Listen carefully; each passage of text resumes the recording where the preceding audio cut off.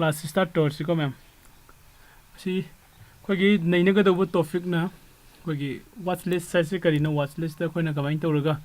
kogi stock sing si at tawgadage haibuko atopana trend identifying aduga position and the holding the difference ko importance of basket ki importance karino aduga koi na limit order tawba market order tawba haiba sigum khara ko stop loss m sigi topic kharse ko jing mina siko si jing dingda mayam daina hajening base ko class e mayam ko na YouTube ki live hoina tawbani natra adu YouTube live class ne aduga kanagumba YouTube ki live class yawraba matungda kogi practical oina ko practical oina kogi live ta pining ba natragana live thread tawminaning ba ko leiraga su kogi WhatsApp ta group lay ko aduga isa isa gi WhatsApp kano da su ko na dum link thajarakani ko pung 8 dagi na pung 3 ba ko 9 am dagi na 3 pm ba khoi live thread su tawe aduga practical su dum punna tomine ko kanagumba ide jai ai account se da lupa sami songa mung na lising mu hapseraga ai live zone ma se ung takpiyo haibudo khoi live thread ta dum punna sum tomina ba yabe khudong sa su lei ko aduna hai river kano se khoina city video description se da ai WhatsApp number yaw bani ko WhatsApp number se 8800404848 ai WhatsApp number ne hai river WhatsApp number se sida text to biro somgi minga aduga laifumga aduga ai WhatsApp ki group ta su add tawjarake plus ta ai broadcasting gi list ta su add tawjarake ko further ma'am koi classes start tawrase ko first ta koi watch list size kaino jing minasi watch list size karino koi na se stock ama ko stock ama se suppose ko stock ama edi example oina hai kanda kano hairaseba Zomato hairaseba ko hairibasi ki Zomato hariba stock se ai buy tawge khalleba kadai da sangaga buy tawdino Zomato da chalaga buy tawdura kadai da chalaga buy tawdino company da chalaga tawdure natragana khangde natra hairibasi khoina si Zomato hariba stock natrag any stock am xyz stock am magi shares ko my company ki shares se na buy tawge harigadi first ai kari da ka oi ko ai trading platform ama ko hadi trading account ko or trading ki platform ama daka oi jai ko ma'am trading platform hai basi ke trading platform se si leiraba matung da ai account se o kano se ko gi trade tawba yaduini hadi Zomato ki share se leiba yaduini ko adoi ta disi ki trading platform se ai leige hairagadi first ai kari mathau tai ko gi ai gi account ama trading account ama open tawba mathau tai ko trading account ama haiba trading account se koi open tawba mathau tai ko adu open tawba matung da phangani ko kanaguma trading account laitri mi leiragadi ko haidi main oina Zerodha gi account ko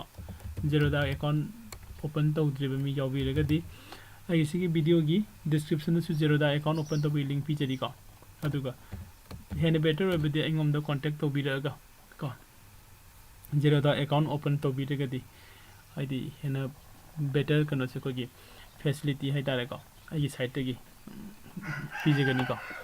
aduga account open tawbu so ai dum mating phangjege ko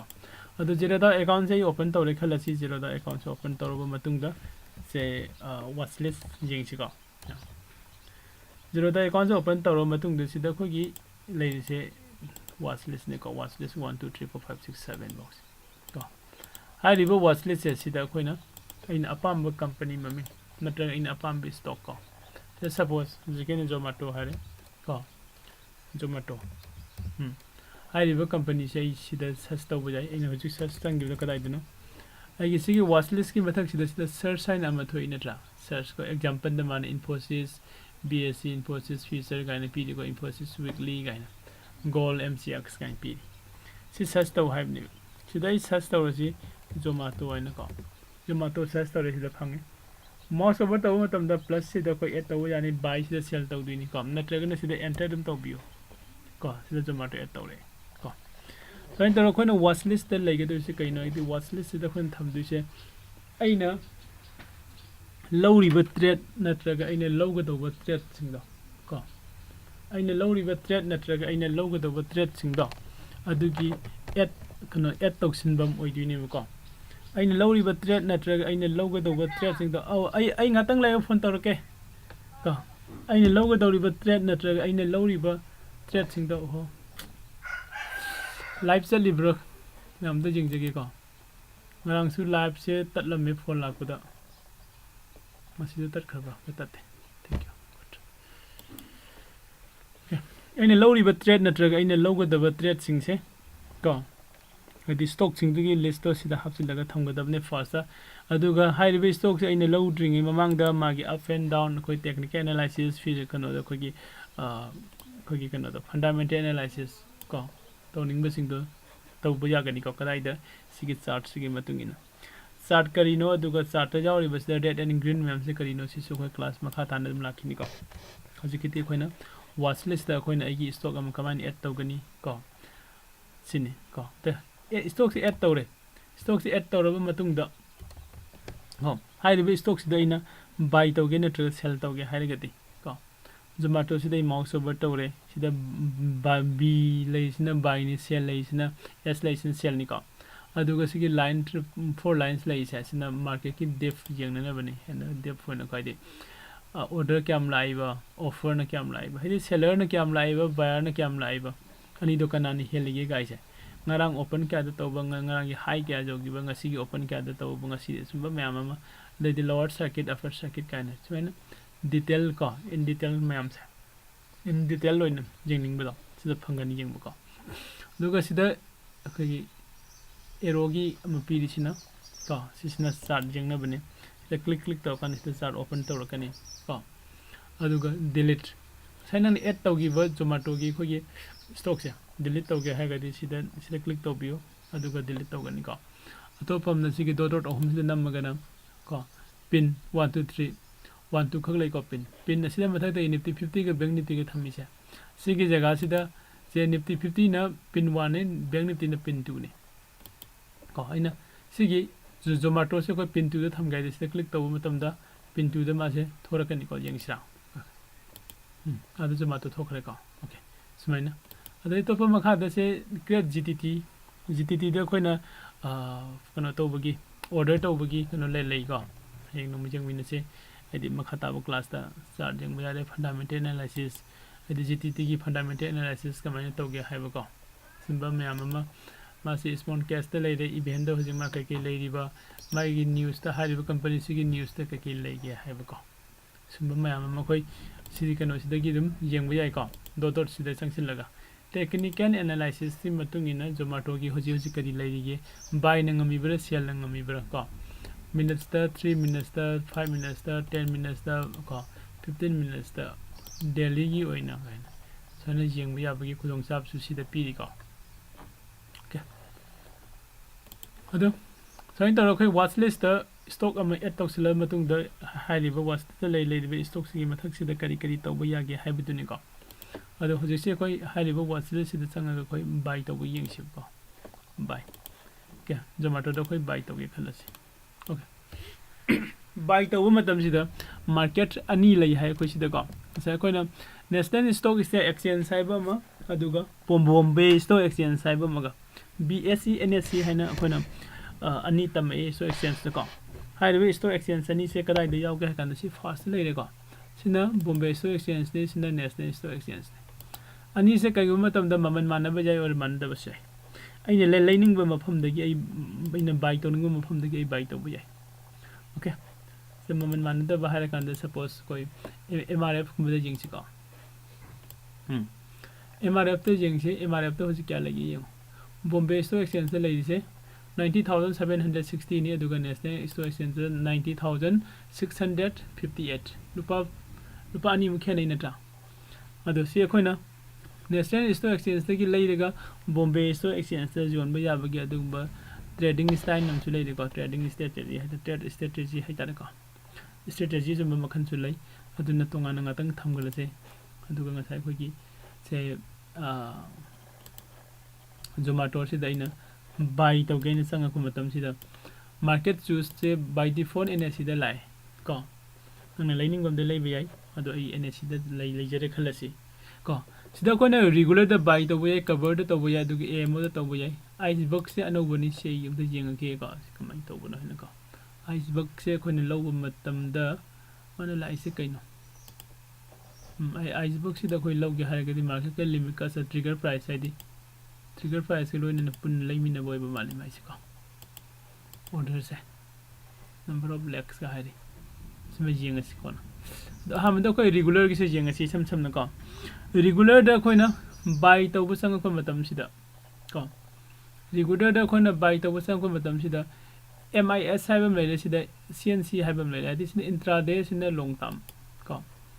intraday ki trading sina kaino trading ki koi episode number 2 da habe discussion tawgi ko khoi ma'am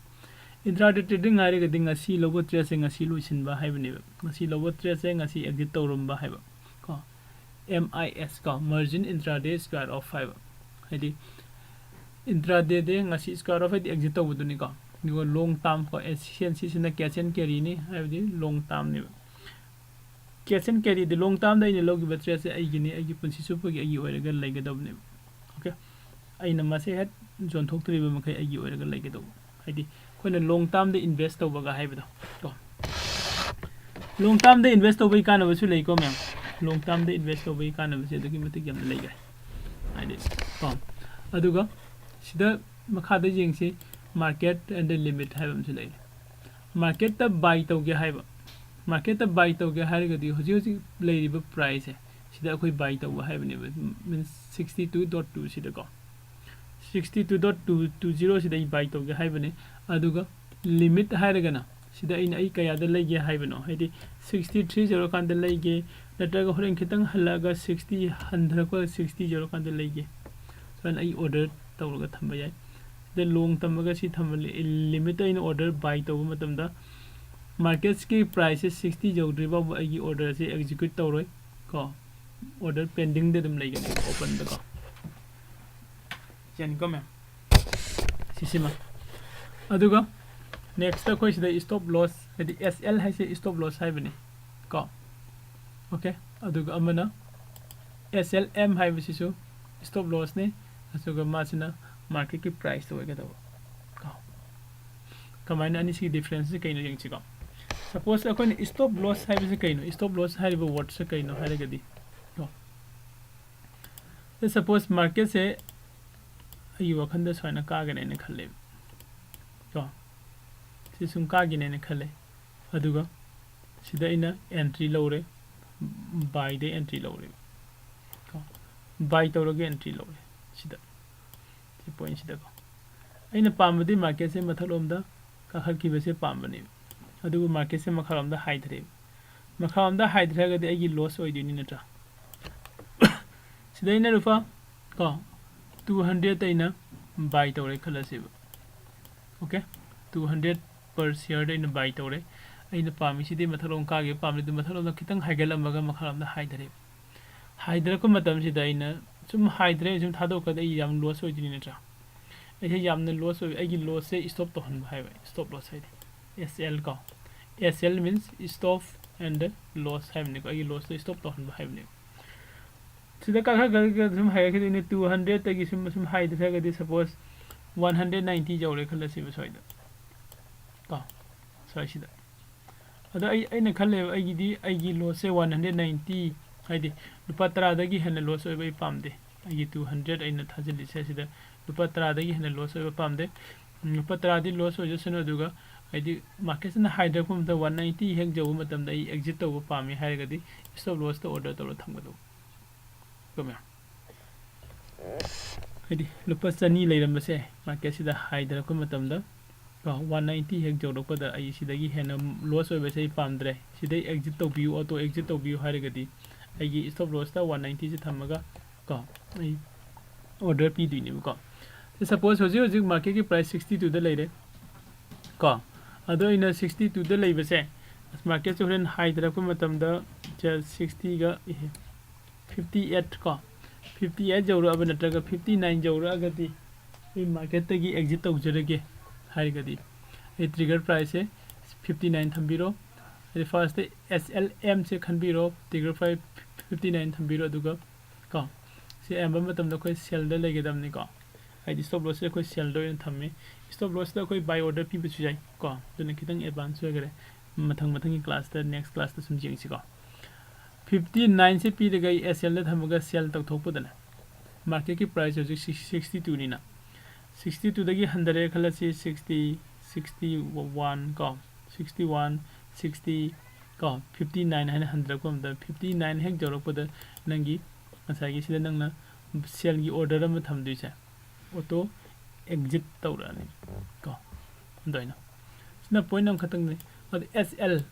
SL hare ga ani pi du ri basida nangi price ama kano ma se suppose ina price na 50 gi 8.55 ko 58.5 tagina 59 bogi marak se sida market sin hek jorok ko matam da ai exit taw have ni ko have the means ani sig difference se kaino hare ga di कोई market की कनो से price की movement से को buy एल sell दगी सटपनी हाइरे नट्रा बाय एल सेल दगी होजे सिदा 62 लेरमे को अदुई मतुंग द से 60 द 100 खलसी अदुई मतुंग द 59 द 100 खलसी को से सिदा कोई स्टॉप लॉस से हिट तौरकान द एग्जिट तौदिनी याको अदु कईगुम मतम द खोगी स्टॉप लॉस है कोई स्टॉप लॉस से कमेंट तौगे है कांदा हिट तौरम दन सखिबो यावे हिट तौरम दन सखिसु कइनो हायगदी मार्केट की प्राइस है नसागी 62 61 अदुगा 60 हाइना छना हाई धरकपसे सिमक हाई देबको 0.00 को अदुगी मतुंग द खोय सिदा 61.05 छना हाई देब को पॉइंट मंगा मंगा द मासे 0.55 सिदा 0.5 से सिगी डिफरेंस से साइन कुम है मार्केट से है को आदि मागी मूव से सुमाइन ओरक प याई है बा 5 को साइन मथंग मथंग लाख पसे दंग सा आइना स्टॉप लॉस थमी से क्या दनो 50 के 9 दनी को 59 दनी अद 60 की मखा ददी क्या नो लाख तुसे 59.05 नत्रा अद 59.10 को 59.15 साइना सुम लागा डॉट को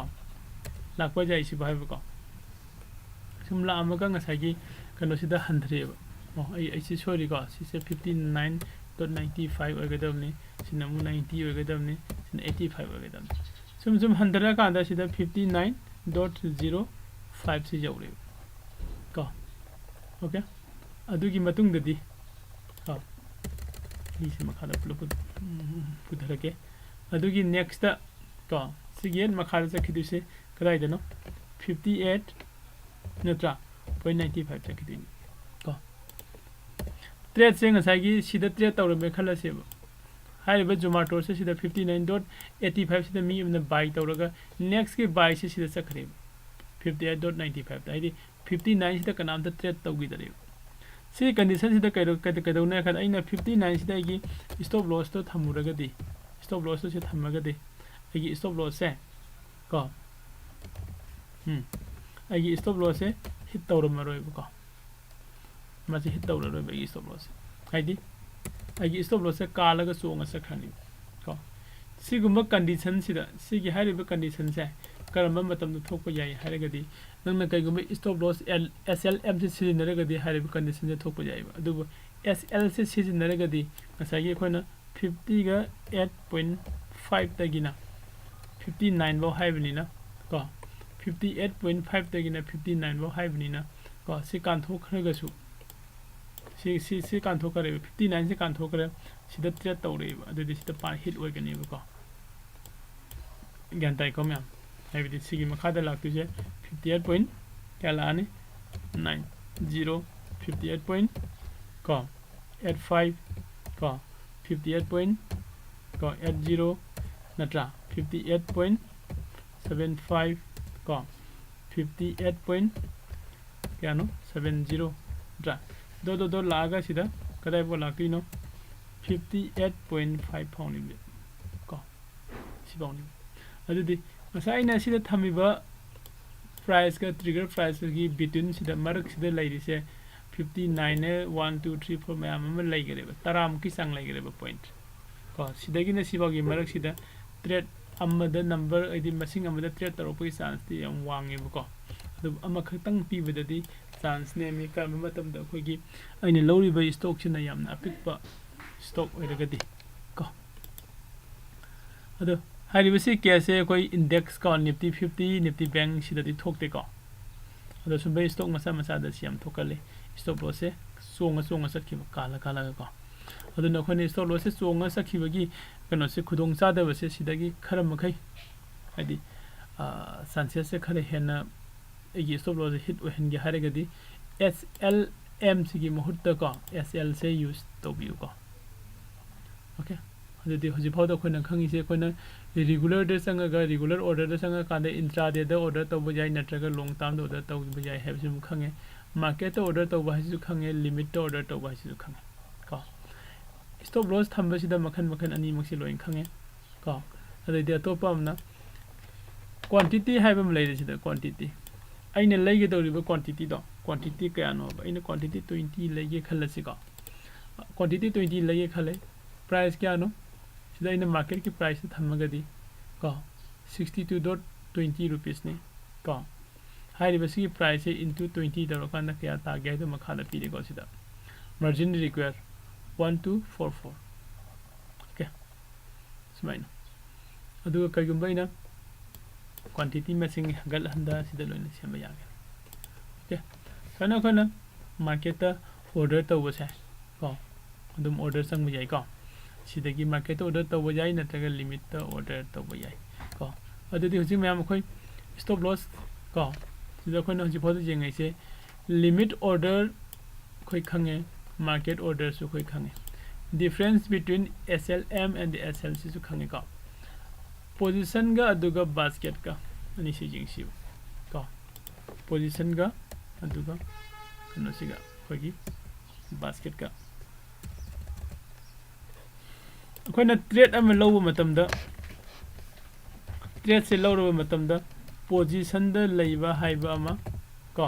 ꯑꯇꯣꯞꯄ ꯑꯃꯅ ꯍꯣꯜꯗꯤꯡꯗ ꯂꯩꯕ ꯍꯥꯏꯕ ꯑꯃ ꯑꯅꯤ ꯁꯨꯔꯤꯕ ꯇ꯭ꯔꯦꯠ ꯀꯣ ꯍꯥꯏꯔꯤꯕ ꯇ꯭ꯔꯦꯠ ꯑꯅꯤꯁꯦ ꯀꯔꯝꯕ ꯄꯣꯖꯤꯁꯟ ꯑꯣꯏꯗꯣꯏꯅꯣ ꯀꯔꯝꯕꯅ ꯑꯩꯈꯣꯏ ꯍꯣꯜꯗꯤꯡ ꯑꯣꯏꯗꯣꯏꯅꯣ ꯍꯥꯏꯕꯀꯣ ꯍꯣꯜꯗꯤꯡꯗ ꯂꯩꯔꯤꯕ ꯇ꯭ꯔꯦꯠꯁꯦ ꯀꯔꯝꯕ ꯃꯈꯜꯒꯤ ꯇ꯭ꯔꯦꯠꯅꯣ ꯍꯥꯏꯔꯀꯥꯟꯗ ꯑꯣꯟꯂꯤ ꯑꯩꯈꯣꯏꯅ ꯁꯤꯗ ꯂꯣꯡ ꯇꯥꯔꯝꯗ ꯂꯧꯕ ꯇ꯭ꯔꯦꯠꯁꯦ MIS da lobo nataba long term da lobo trade long term da lobo trade se first day ina ihana na lobo numit se sida se suppose ina Zomato se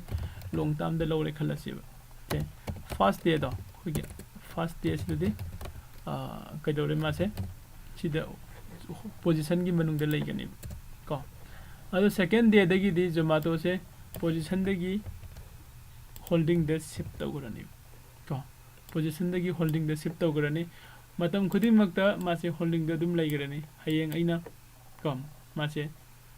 jonthok kharagi ai paisa sinbam la natraga ai kaigumba ma business am thadaragi ai paisa sinarage hairu matam do adu da ina zone ba yagani adu natriba makhaidi aina zone driba makhaidi ai gi oina dum holding the laigani ko adu di kenera ise kaino sisina ai gi masagi Demate account duni ai gi property asengba ko aina law ama inkhon ama leire kanda aigi pata ama phange natra aigi mingde registration tawraga hariba pata do ina upu da thamjile natra aigi kano da tam section ko adugu mama pham duni si holding se ko aina aigi upu da thame ko aigi so lai upu gi hariba upu da thami ba pata se hayeng aina inkhon do mu zone ge har kanda mi ma mu zone thoa kanda pata do mi da piraga mai maming da thadok thidini ko aduga chamana si holding da su sagi aina lairaga thamiba Zomato se aina zone thopiba makai aigi oiga laigani ko aduga position da laiga toba atopa trade sing di kari kaino hairagadi number 1 da aina laiba matam da MIS da laida ko MIS da lairagadi position da laigani for 1 day ko day trading ni for nongmagi oina ma se aigi position sida laigani ko adai atopa amna khoina hayeng sida kano gumba option gumba kai gumba pairaba ko sida sigi option se ina paira kuma tanda man sida November hani idi ko November ada sida ina leire ko overnight leire normal da overnight ina buy tawraga thamba igi trade se November hai se pura November tha sima November tha se loidri bawa ina ji leire ba trade to sigi position gi manung de leigani ina zone ri bawa ko ꯑꯗꯨꯒ November ꯊꯥ ꯂꯣꯏꯁꯤꯜꯂꯕ ꯑꯩꯅꯁꯨ ꯌꯣꯟꯗ꯭ꯔꯕ ꯑꯗꯨꯁꯨ ꯁꯤꯗꯒꯤ ꯃꯥꯡꯈ꯭ꯔꯅꯤ ꯀꯣ okay ꯑꯩꯈꯣꯏꯅ sewing trade ꯇꯧꯕꯒ ꯍꯥꯏꯅ ꯂꯩꯔꯤ ꯅꯠꯇ꯭ꯔꯥ ꯁ꯭ꯋꯤꯡ ꯇ꯭ꯔꯦꯗꯁꯦ ꯄꯣꯖꯤꯁꯟ ꯃꯅꯨꯡꯗ ꯂꯩꯒꯅꯤ ꯍꯣꯜꯗꯤꯡꯗ ꯆꯪꯉꯣꯏꯀꯣ ꯍꯥꯏꯗꯤ ꯄꯣꯖꯤꯁꯟꯗ ꯂꯩꯔꯤꯕ ꯇ꯭ꯔꯦꯗꯁꯤꯡꯁꯦ ꯇꯦꯝꯄꯔꯔꯤ ꯑꯩꯈꯣꯏꯅ ꯇ꯭ꯔꯦꯗ ꯇꯧꯕ ꯅꯨꯃꯤꯠ ꯈꯔꯅꯤꯒꯤ ꯅꯠꯇ꯭ꯔꯒ ꯃꯤꯅꯤꯠ ꯈꯔꯒꯤ ꯁꯦꯀꯦꯟ ꯈꯔꯒꯤ ꯀꯣ ꯅꯣꯡꯃꯒꯤ ꯅꯤꯅꯤꯒꯤ ꯍꯨꯝꯅꯤꯒꯤ ꯃꯔꯤꯅꯤꯒꯤ ꯑꯩꯈꯣꯏꯅ ꯂꯧꯕ ꯇ꯭ꯔꯦꯗꯁꯤꯡꯗꯣ ꯄꯣꯖꯤꯁꯟꯗ ꯂꯩꯒꯅꯤ ꯑꯗꯨꯒ ꯅꯪꯅ ꯇ꯭ꯔꯦꯗ ꯂꯧꯕ ꯃꯇꯝꯗ ꯂꯣꯡ ꯇꯥꯝꯗ ꯍꯦꯛ ꯂꯧꯔꯨꯔꯕ ꯑꯗꯨꯗꯤ ꯐꯥꯔꯁ ꯗꯦ ꯄꯣꯖꯤꯁꯟꯗ ꯂꯩꯒꯅꯤ ꯁꯦꯀꯦꯟ ꯗꯦꯗꯩꯗꯤ ꯍꯣꯜꯗꯤꯡꯗ ꯂꯩꯒꯅꯤ ꯀꯣ ꯑꯗꯨꯗꯤ ꯁꯤꯒꯤ ꯄꯣꯖꯤꯁꯟ ꯑꯦꯟड ꯍꯣꯜꯗꯤꯡꯁꯦ ꯑꯩꯈꯣꯏꯒꯤ ꯖꯦꯔꯣꯗꯥ ꯑꯦꯀꯥꯎꯟꯗ ꯀꯗꯥꯏꯗ ꯌꯥꯎꯒꯦ ꯍꯥꯏꯔꯒꯗꯤ ꯀꯣ ꯁꯤꯗ ꯂꯩꯔꯦꯀꯣ ꯁꯤꯅ ꯄꯣꯖꯤꯁꯟ ꯂꯩꯔꯦ ꯑꯗꯨꯒ ꯁꯤꯅ ꯍꯣꯜꯗꯤꯡ ꯂꯩꯔꯦ ꯌꯥꯏꯀꯣ ꯃꯌꯥꯝ ꯑꯗꯩ ꯉꯁꯥꯏ ꯅꯪꯅ ꯑꯣꯔꯗꯔ ꯇꯧꯔꯛꯄꯁꯤꯡꯁꯦ ꯍꯥꯏꯗꯤ ꯁꯤꯗ ꯅꯪꯅ ꯕꯥꯏ ꯑꯃ ꯆꯪꯁꯤꯜꯂꯛꯑꯦ ꯕꯥꯏꯁꯦ ꯅꯪ ꯍꯧꯖꯤꯛ ꯐꯪꯗꯔꯤ ꯈꯜꯂꯁꯤ ꯂꯤꯃꯤꯠꯇ ꯕꯥꯏ ꯇꯧꯕꯒꯤ ꯀꯣ ꯑꯗꯨꯗꯤ ꯑꯣꯔꯗꯔꯗ ꯆꯪꯉꯀꯥꯟꯗ ꯁꯤꯗ ꯁꯤꯒꯤ ꯃꯅꯨꯡꯁꯦ ꯁꯤꯗ ꯑꯣꯄꯟ ꯑꯣꯔꯗꯔ ꯃꯊꯛꯇ ꯊꯣꯔꯛꯀꯅꯤ ꯃꯈꯥꯗꯅ ꯀꯝꯄ꯭ꯂꯤꯠ ꯑꯣꯔꯗꯔ ꯂꯥꯛꯀꯅꯤ ꯀꯣ ꯑꯦꯛꯖꯤꯀ꯭ꯌꯨꯠ ꯇꯧꯒꯗꯕ ꯑꯣꯔꯗꯔꯁꯤꯡꯗꯣ ꯑꯩꯈꯣꯏꯅ ꯀꯝꯄ꯭ꯂꯤꯠ ꯑꯣꯔꯗꯔꯗ ꯂꯥꯛꯀꯅꯤ ꯑꯗꯨꯒ ꯑꯣꯄꯟ ꯑꯣꯔꯗꯔ ꯍꯧꯖꯤꯛ ꯍꯧꯖꯤꯛ ꯑꯣꯔꯗꯔꯗꯤ ꯂꯩꯔꯤꯕ ꯑꯣꯔꯗꯔꯁꯦ ꯑꯩꯅ ꯐꯪꯗꯔꯤꯕ ꯍꯥꯏꯗꯤ ꯍꯧꯖꯤꯛ ꯖꯣꯃꯥꯇꯣꯒꯤ ꯂꯨꯄꯥ 62 ꯂꯩꯕꯁꯦ ꯑꯩꯅ ꯂꯨꯄꯥ 60ꯗ ꯂꯩꯒꯦ ꯍꯥꯏꯔꯒꯗꯤ ꯃꯥꯔꯀꯦꯠꯇꯣ ꯇꯥꯔꯛꯄ ꯉꯥꯏꯔꯒ ꯂꯩꯗꯣꯏꯅꯤ ꯅꯠꯇ꯭ꯔꯥ ꯍꯣꯔꯦꯟ 60 ꯌꯧꯔꯀꯥꯟꯗ ꯑꯩꯒꯤ ꯑꯣꯔꯗꯔꯗꯣ ꯑꯦꯛꯖꯤꯀ꯭ꯌꯨꯠ ꯇꯧꯗꯣꯏꯅꯤ ꯀꯝꯄ꯭ꯂꯤट ꯇꯧꯗꯣꯏꯅꯤ ꯑꯗꯣ ꯀꯝꯄ꯭ꯂꯤट ꯇꯧꯗꯣꯏꯐꯥꯎꯗꯤ ꯍꯥꯏꯔꯤꯕ ꯑꯣꯔꯗꯔ ꯑꯁꯤ ꯁꯤꯗ ꯄꯦꯟꯗꯤꯡ ꯑꯣꯔꯗꯔꯗ ꯂꯩꯒꯅꯤꯕꯀꯣ ओके अदुगा हारिबा पेंडिंग ऑर्डर दे लेसे सुम फंगदरे से तोगे दसी ऑर्डर से हारगसु इना कैंसिल तौबसु ngamiको ऑर्डर कैंसिल तौ तोबसु याय ओके मैम खोगी सिदा डिस्कशन तौमिनरिबा मैम से सिदा कोना कइगुंबा क्वेश्चन हंगनिंगबा अदैदि डिस्कशन तौनिंगबा नत्रगना लाइव ता पूरा ट्रेड ओइना तौनिंगबा मी सिंको खोगी WhatsApp ता को टेक्स्ट तौबिरो सोमगी मिंगा दुगा सोमगी एड्रेस का को अदुगा खोगी WhatsApp की ग्रुप सिदा ऐड तौजरके को WhatsApp की ग्रुप से तौजरके अदुगा खोगी WhatsApp ता खोगी कनोजा को खोगी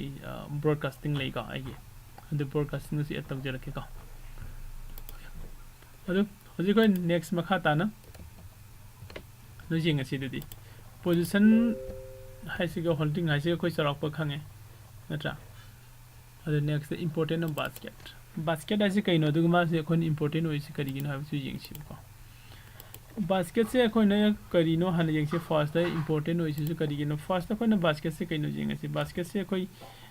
जुमदा सु लै नत्रा जुमदा सु कोइ बास्केट लै अदैदि कोइना शॉपिंग मॉल दा शॉपिंग तौबो संग कांदा ट्रॉली गाने लै सो बास्केट का अदो कोन सि नै दो करिगिनो शॉपिंग मॉल दा कोइना शॉपिंग तौबो मतमदा संग कांदा इना अपाम फूड आइटम को अदैदि आगी क्लोथ्स को अदैदि अतोप कनोगी खोगी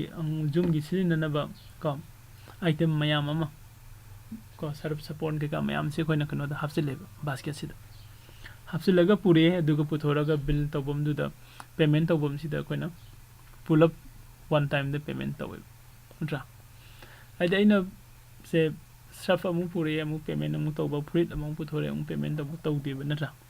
अदाइना वन टाइम द पुल अप आगी पेमेंट से तौबा याननबगी बास्केट से सिनबने को शॉपिंग मॉल दा अदाइन तौरगा अखोइना असागी कोइ स्टॉक मार्केट सिदसु को स्टॉक मार्केट सिदसु से सपोज आइना सिदा चंगसिलगा आइना जोमाटो से मु पामे मु लैरे खलसी माहलेगा निफ्टी फ्यूचर से मु बाय तौरे मु लैरे खलसी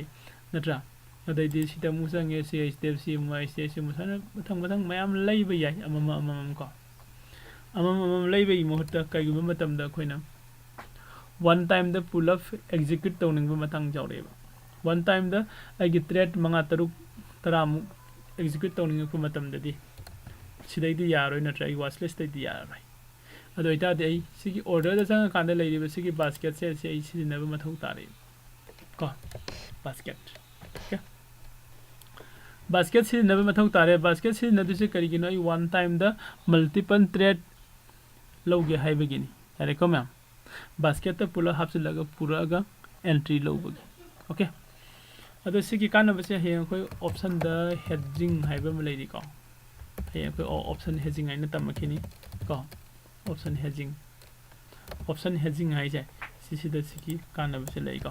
कनागुमना हजु ऑप्शन हेजिंग गी क्लास जॉइन तौनिंग ब लैरगदी अदुम जॉइन तौबिरक यानी को अदो ऑप्शन हेजिंग गी दे कोइ फ्री कोर्स दी ओइदरे पेड सर्विस ने पेड कोर्स ने ko per month koi kano da per month course amagi kano se koi 10,000 dum lojai ko ado akup maron khangbining ba leiriga su WhatsApp ta dum contact to biro ko basket ki important is sina basket se khona kana ri se kadai da no hujin hagi do multiple trade mayam ama amuk tang da pull up sange haiba ko da matam da koi sagi basket se kana re ko sina tab basket ki kana ba mayam am leiri ko hayeng khogi option hedging ba jaw kan de henam khangani mamu ta na ko okay order da koi limit order jengare aduga khogi market order jengare limit order da na khoi kari haiba limit order sina aina apam ba price to da ko aina apam ba price haibadi 50 rupees ta ai buy to ge haiba ko ai buy order se ko buy order se at 50 rupees 50 rupees jau dribo di lai re ne lai badum market da kon sang kan da posai maman ngang na bado ai di aslupa si da pbo na ta de di lai roi ga haibadu ni ko aduga ko gi market ki order haibasina kaina kan maman ngang na bana ta ba maman kem ngang na da ba market ki order sina changa kan da aina dum hoji lai di ba buy at ko market price dum buy to the new market orders देखो so na sa khogi limit order ko adai di market order si su sa pam khange ko limit order market order se kadai da kamai to bono da so I na thai si da hai gare ko se industrial bank se buy to ge hai re adu da ina limit order to ga di limit pi rani adu ga ina apam price to ina lei ge di si jau da di si da na ta di lei roi hai ba mama do se pi rani ko market order hai ga na market ta sangura kan da lupa su pi ni ibungo hai ba gi maman sigi maman du ni pi du 11,000 1148 si da direct buy to du okay yeah difference between stop loss and the stop loss m hoje ko yeng gare ko kadai dei ka main order to buno stop loss na se lai re stop loss m na se lai re ko aduga okay exit sida koina project si koina order to bagi entry gi ngak tani nei na re si ko entry gi nei na ba sing sin nataba entry lobo matam da su koina target te entry to bo jai stop loss te entry to bo jai ko e exit to bo se aduga kogi gtt haisina karino ko aduga gtt da koina stop loss kamaina thamdino gtt da koina target kamain thamdino haibisina koina hayeng oni nei na si mem ko ndanga sigidi thaida losinge aduga mayam am ko sui repeat tau jeram ge kana gumba classe theory class te koi nuti ge sida sum lai gani youtube ta ko youtube ta live class sum nuti ge lai gani theory class aduga practical oina kana gumba na trade finding ba na tragana trade se koi practical oina practical tawning ba haitare practice tawning ba ko live ta lai ragadi kogi WhatsApp number sida text to biro ko video si ki description da WhatsApp jau jari ko aduga khatana sagi kogi live trading gi service to adum phangbi ba yagani ko aduga aroi boina option hedging gi class join towning ba mi leiraga su hoje su dum join to ba yai ko option hedging gi de koi free of class ti oidare ko option hedging ina koina magi kono se fees lawe ko 10,000 khak loje ko 10,000 khak lawe hari be 10,000 sida ko live trading discussion ko adai di lifetime support put up sida jawre ko okay thank you